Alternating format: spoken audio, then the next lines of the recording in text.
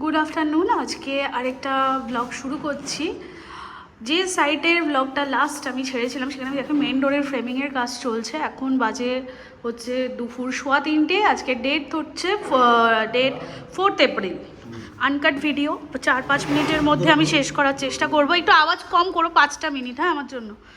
আচ্ছা, আমি এখানে জাস্ট লাস্ট যে কাজটা দেখিয়েছিলাম সেটা হচ্ছে শুধু সিলিং অবধি করা ছিল এবং সিলিং এখানে হিটপ্রুফ সিলিং করা হয়েছে। এই ফ্লোরের ওপর আর কোনো ফ্লোর নেই। এটা টেকনিক্যালি 5তলা, 4th ফ্লোর, আর এর ওপরে কোনো ফ্লোর নেই। এবং আমি আপনাদের দেখিয়েও ছিলাম যে এখানে কীভাবে আমরা হিটপ্রুফ ট্রিটমেন্ট করেছি। যারা দেখেননি তাদের রিকোয়েস্ট যে তারা প্লিজ একটু আরেকটা এর আগে যে দুটো ব্লগ আমি ছেড়েছি ওখানে একটুখানি দেখে নেবেন।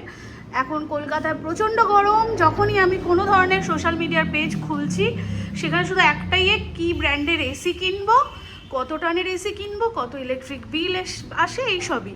তো আমি প্রত্যেকটা ঘর একটু ঘুরে ঘুরে দেখাই, কারণ এখানে অনেকটা স্ট্রাকচার রেডি হয়ে গেছে।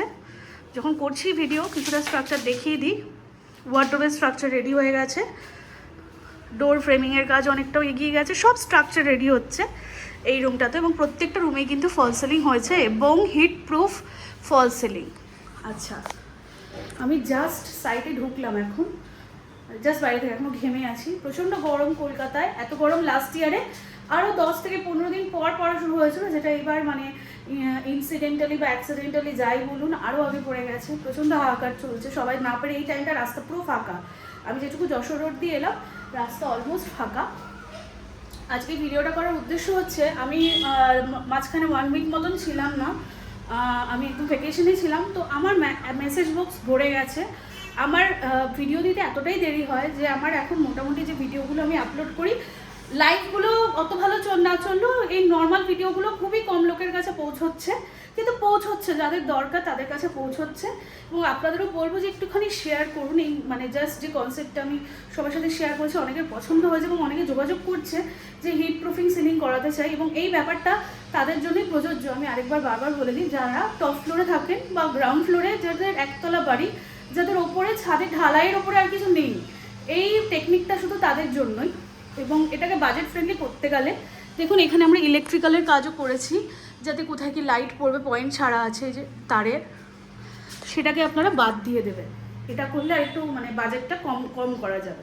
একদম প্লেন সিলিং করবেন, তার ওপরে থার্মোকলটাকে ইউজ করবেন। আর যে টার্মটা বলছি, যারা বুঝতে পারছেন না তারা আগের ব্লগগুলো দেখুন, তারা বুঝতে পারবেন।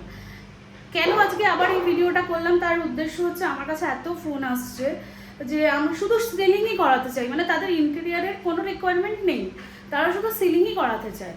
তো তাদের আমি বলবো, যাদের এই বিষয়ে কিছু জানার আছে আমাকে ইনবক্স করুন, আমি নিশ্চয়ই উত্তর দেবো। কারণ এই কষ্টটা সত্যিই নেওয়া যাচ্ছে না, কারণ সবার পক্ষে এসি কেনা যেমন পসিবল নয়, কিন্তু এসি কিনেও যেটা আপনারা পারবেন না সেটা হচ্ছে এসি একটা টাইমের পর এসি কাজ করা বন্ধ করে দেয়। মানে যে হিটটা প্রডিউস হচ্ছে, আপনি যত টনেরই এসি কিনুন, মানে নিশ্চয়ই ঘরের কনজিউমের ওপরে তো কেউ এসি কেনে না, তো একটা টাইমের পরে বলবে যে এসিও তো কাজ করছে না। এবং এটাই প্র্যাকটিক্যালি হচ্ছে, আগের বছরও হয়েছে। এখন সবাই দৌড়াচ্ছে এসি কেনার জন্য, এসিও কিনুন, কিন্তু তার সাথে একটু বাজেট ফ্রেন্ডলিভাবে এই ট্রিটমেন্টটা করিয়ে নিন সবাই। কারণ এখন কিন্তু গরমটা বাড়বেই, দিন দিন গরম কিন্তু আর কমবে না। সেহেতু এটা করলে এসির কনজিউমটা যেমন কমে যায়, এসি কিন্তু এই যে এখন 12টা থেকে 4টে অবধি এসি কিন্তু আপনার প্রপারলি কাজ করবে। এবং তার সাথে সাথে কী হয়েছে, এসি যে ঘরটাকে ঠান্ডা করছে না, ঘরের ঠান্ডাটা অনেকক্ষণ ঘরের মধ্যে থাকবে, এসির কনজামশনও কমবে। এবং তার সাথে আরেকটা জিনিস দেখায়, এই সাইডে দেখুন, এখানে দেখুন, এখানে কিন্তু জাস্ট স্লাইডিং লেগেছে, যেটা aluminium sliding, glass aluminium sliding. পরে আমরা এটাতে লাগাবো, ফিল্মিং করব, যাতে আরেকটু আলো এবং বাইরের অনেক কিছু যাতে বাইরে থেকে না দেখা যায়, আবার ভেতর থেকেও না দেখা যায়, এটা আমরা এন্ডে করব। তো জানলার ক্ষেত্রে যেটা আরেকটা করতে পারেন, যে এই জানলার ক্ষেত্রে যদি আপনাদের পসিবল হয়, যারা নতুন বাড়ি করছেন বা ভাবছেন যে নতুন প্রপার্টি ডেভেলপ করবেন, তারা আমি বলবো যে তারা উইন্ডোটা কাঠের চলে যান। উডেন উইন্ডোতেও কিন্তু হিট অনেকটা আটকায়, মানে এই কাঁচের থেকে উডেন আপনাদের জন্য অনেকটা ইউজফুল হবে। ইভেন ফার্নিচারও, আমি আগেও বলেছি আবার বলছি, ফার্নিচারও স্টিলের ওয়ার্ডরোবের থেকে আপনি যে উডেন ওয়ার্ডরোবে যাবেন তখন হিট কনজিউম, মানে হিট এই যে হাত দিয়ে রাখছি, এই কিন্তু অতটা হিট রাখছে না। কিন্তু আপনি নিজে ম্যাক্সিমাম আমাদের মোটামুটি বাড়িতে সবারই একটা করে স্টিলের ওয়ার্ডরোব থাকে, আপনি দেখবেন ওটা কতটা হিটেড হয়ে আছে, এবং দেখবেন উডেন ওয়ার্ডরোবও আছে, সেটা কতটা হিটেড হয়ে যাচ্ছে আপনি আমার কথার সাথে দুপুরবেলা মিলিয়ে নেবেন। আজকে এই ভিডিওটা হয়তো আজকেই আপলোড করব, তো কাজ দেখাতে দেখাতে বাকি কথাটা বলি।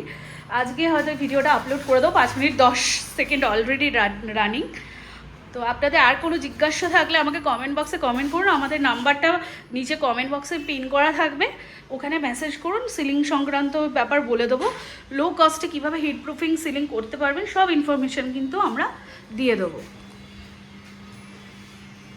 তো সবাইকে রিকোয়েস্ট করছি আগের ব্লগগুলো দেখুন, তাহলে আপনাদের কনসেপ্টটা ক্লিয়ার হয়ে যাবে। যারা এটা থেকেই দেখতে শুরু করেছেন, আগের কনসেপ্টটা দেখলে বুঝতে পারবেন। চলুন আমি আপাতত আমাদের এই ব্লগটা শেষ করছি।